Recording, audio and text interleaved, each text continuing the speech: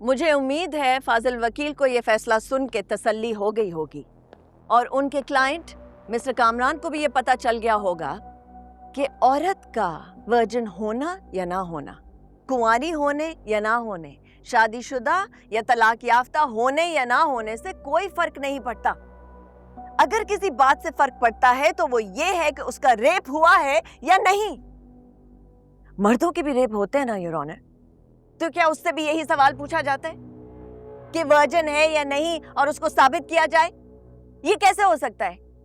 ناممکن سی بات ہے یور آنر۔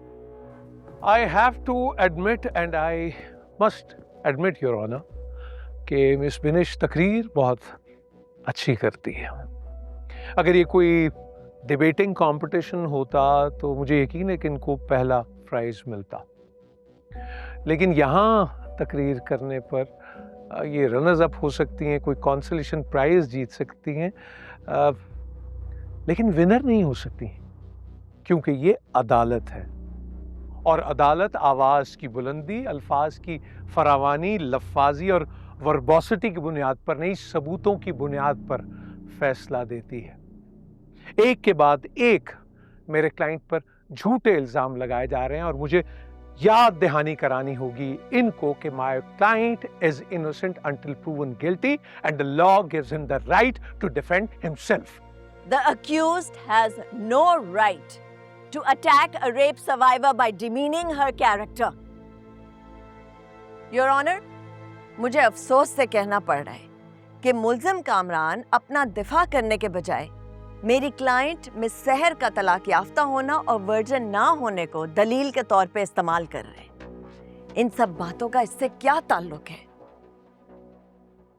ہاں، اگر ماضی کی کسی بات کا تعلق اس کیس سے ہے تو وہ ملزم کامران کا افیئرز چلانا اور اپنی بیوی پر چیٹ کرنے کی عادت کا ہے۔ ایکسکیوز می، ہیلو، کیا باتیں کر رہی ہیں آپ؟ مجھے کیا ضرورت پڑی اپنی بیوی کو چیٹ کرنے کی یا کسی لڑکی کے ساتھ افیئر چلانے کی؟ I have a beautiful wife and we are happily married. مجھے تو ابھی تک یور آنر یہ سمجھ میں نہیں آ رہا ہے کہ یہ سحر کے ریپ کا جھوٹا الزام کیوں لگا دیا گیا ہے مجھ پہ؟ یور آنر، امریکہ کے جسٹس ڈپارٹمنٹ کی تحقیق کے مطابق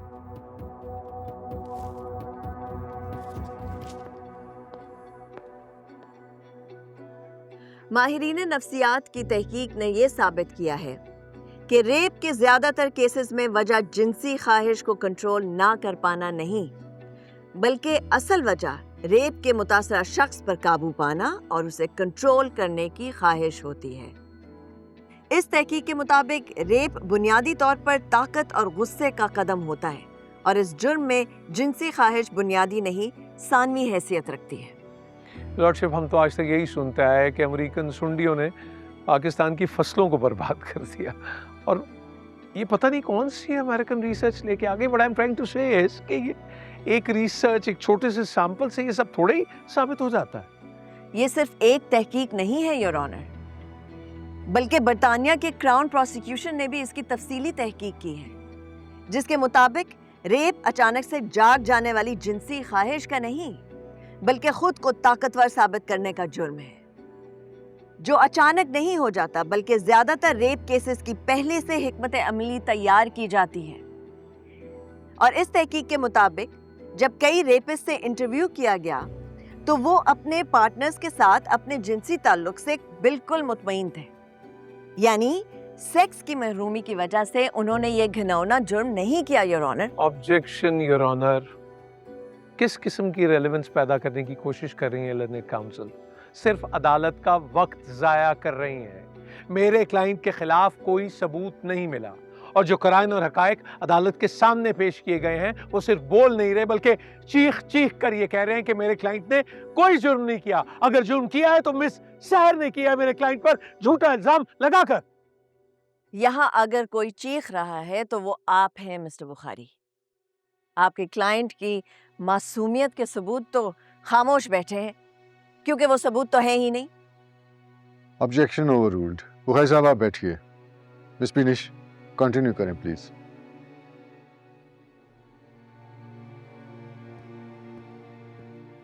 جی مس بینش۔ امریکہ اور برطانیہ کے ساتھ ساتھ जनूबी अफ्रीका में रेप केसेस से मुताल्लिक काम करने वाली एनजीओ रेप क्राइसिस हेल्डरबर्ग के मुताबिक सेक्सुअल एक्साइटमेंट रेप का जवाज नहीं होती। 75% रेप केसेस ऐसे थे जिनमें जिनसी हमले पहले से सोच समझ कर किए गए थे, जबकि गैंग रेप में ये शरह 90% है। यानी रेप करने का ख्याल किसी रेपिस्ट को अचानक किसी खातून का लिबास देखकर नहीं, बल्कि ये जुर्म पहले से सोच समझकर प्लानिंग के तहत किया जाता है। रेपिस्ट आपके साथ काम करने वाला, आपका दोस्त या खानदान का एक फर्द भी हो सकता है, और ये भी सिर्फ एक मफरूज़ा ही है कि जिनसी तौर पर हमला आवर शख्स ज़्यादातर पागल या नफ्सियाती मरीज होते हैं। अगर मैं इतना बुरा था तो सहर आई क्यों थी मेरे घर पे? वो सिर्फ इसलिए आई ताकि उसे मुझ पे रेप का झूठा इल्जाम लगाने का मौका मिल जाए। क्योंकि सहर को नहीं पता था कि आप इतने बुरे हैं, इसीलिए आपने पूरी प्लानिंग करके उसको घर बुलाया था, और अगर वो घर ना आती तो आप कोई और प्लानिंग करके ये जुर्म करने की कोशिश करते।